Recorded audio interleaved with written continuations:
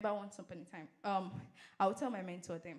I'll say, I just want to be alone. Like all these things people are telling me, Kobamila, I'm like, it's not aligning with me. And she'll say something, as much as possible, don't isolate yourself. It's a deadly heart. And because the devil, when he wants to deal with somebody, he will bring you out from the people that can shield you in the place of prayer, that can encourage you. He would isolate you. When he knows that you have no backbone, he would deal nonsense with that. He would deal mercilessly with you. And that's why I say avoid isolation. Does it mean, okay, should I not stay in my house even? No. Sometimes isolation comes from the mind. I want to be alone. It's not about just physically alone. Like, I just want to stay away from every stress. I would say it's small stress, I block you. Small stress, I block you. Don't stress my life.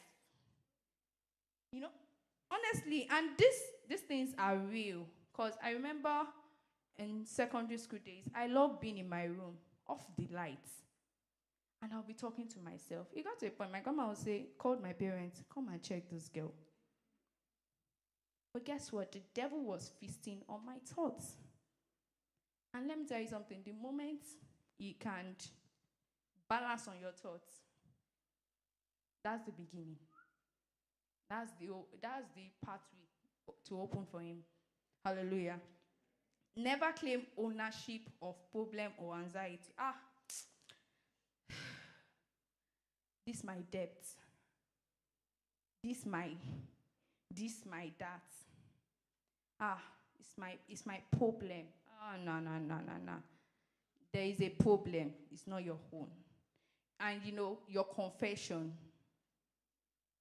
confession is very, very, very important.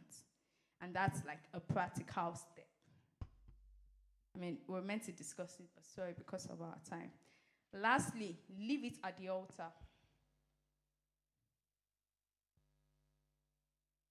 Leave it at the altar. Sometimes when you have worries, you have anxiety. A practical step is leave it at the altar. When I was told, oh, you lead Bible study, I said, God, help us to be vulnerable. Because, say one thing our society has taught us is get yourself together. For men, they will say, man up, man up, man up. You are a man. You shouldn't cry. You shouldn't do like this. You shouldn't, speak your mind. Hold it together.